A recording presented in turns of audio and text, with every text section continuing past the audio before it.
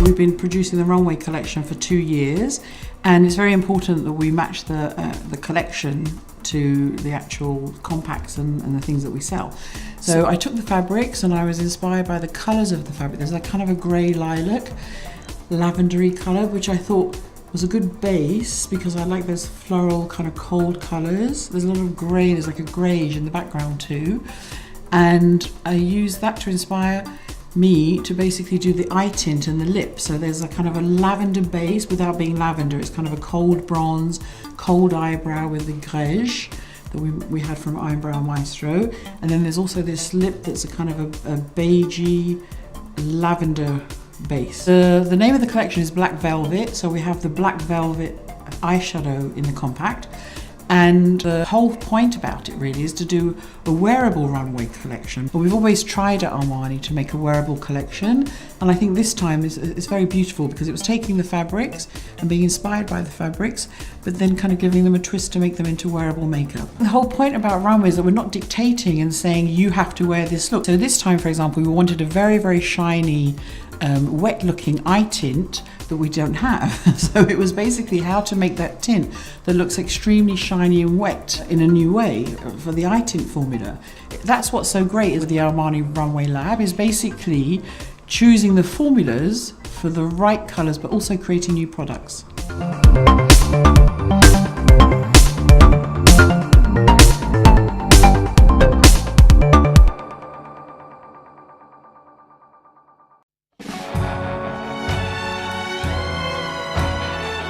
I think that my Burberry black woman, she's seductive and sexy, but, you know, through being confident in her own skin and feeling kind of free and powerful.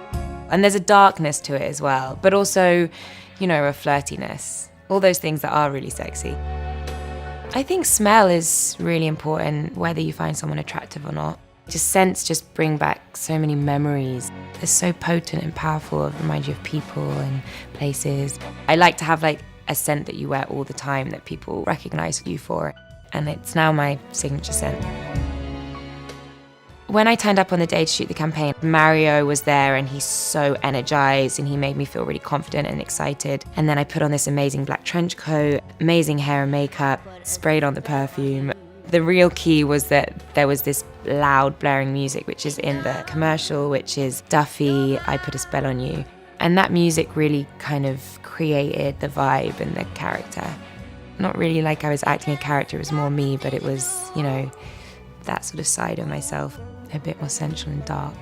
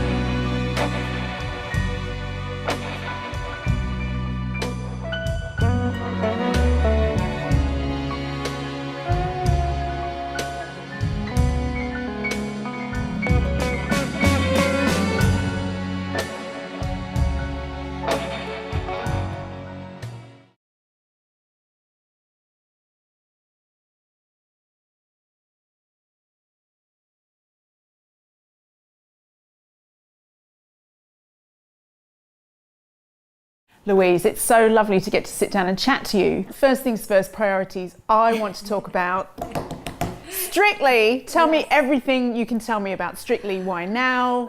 Are you excited?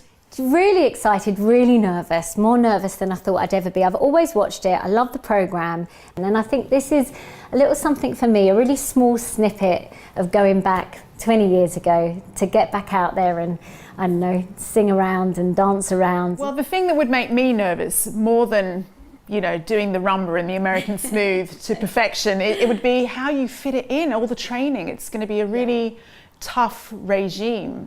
How will you fit that in with family life? How will you and Jamie manage that? It's going to be tough. I've got 2 boys. The key thing that I'm going to always try hard to do is get home as often as I can for dinner. That will be my moment with them, make time with them, and just to try and catch up with them. And what will you cook for those family meals? Oh, I'm a terrible cook, Jo. Oh, terrible. I don't believe you. I don't know, my old classic is spaghetti bolognese. Is it a family meal? I mean, we're not very good in my house with various work schedules and things of all sitting down together. Do you actually get to sit around a table? I have to fight for the time to have dinner together. I think for me, it's fighting for the time. I think don't expect it too many nights a week, but just whenever I can. And of course, getting them to all come off of their tech. Oh, the phones and the tablets. And the tablets is chaos. I mean, it's a fight. I did hear some statistic that a third of families really struggle to keep tech out of the family meal and keep it, you know, away from distraction. I think now there's something for everybody with technology. You can be 2 or you can be 90, and there is something for somebody to do. We're both guilty of that as well. I mean, I'm forever answering emails from work from you know, different countries at all different times of the day. You've got your lifestyle blog that you're sort of like having to upload for on a daily basis. And with the style album, I'm always checking things because we'll put something up or we'll put a post up, and I'm constantly looking, and I find that I'm looking every 10 minutes. Tech it's here to stay. We need it, and we love it. Yeah, and it's so important. I mean, for me, it's a big part of my career, and it's now plays quite a fundamental part in jobs and anything else that you do. It's without it, our jobs would be made harder, without a shadow of a doubt. I think it's just about a time and a place. For me, dinner time is the one time in the day that I'd prefer to not use technology. Do you have any anti-tech strategies for particularly around the dinner table? Well, I was very fortunate to get my hands on the Dolmio pepper hacker. It's like an old-fashioned pepper mill, and there's a button on top, and you put it in the middle of the table, press the button, and it kills all the Wi-Fi around the table.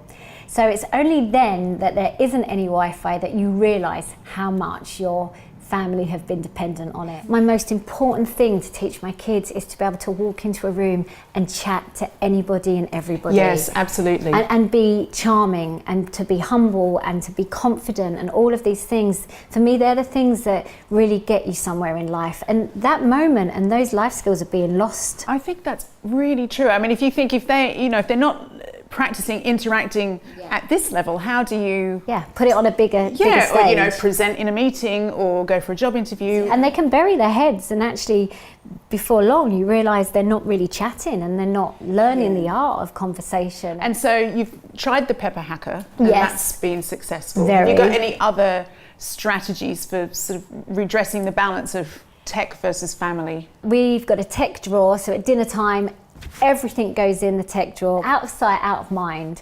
And also the first person that kind of succumbs and goes to get it has to do the washing up. So that is another quite a fun way. Yeah, I find that really works. That sort of just that extending that interactivity time, not just that 15 minutes when you're eating something that took 2 hours to prepare. Get them to help. You know, it really, and they love it, I think. Louise, thanks for chatting today. It's been really great to catch up. It's been great. It's been lovely seeing you. And I've also learnt a lot. Yes. And now I'm super excited about Strictly. I will vote for you. Please do. Probably on my iPad. Or some other device, but not at dinner time. Thank you. Thanks, Jo. How would you wear them? I would wear this to a party. Yes. This is my everyday style. I like them a lot because I think that they're part of your outfit. Bralettes. And only $20. What?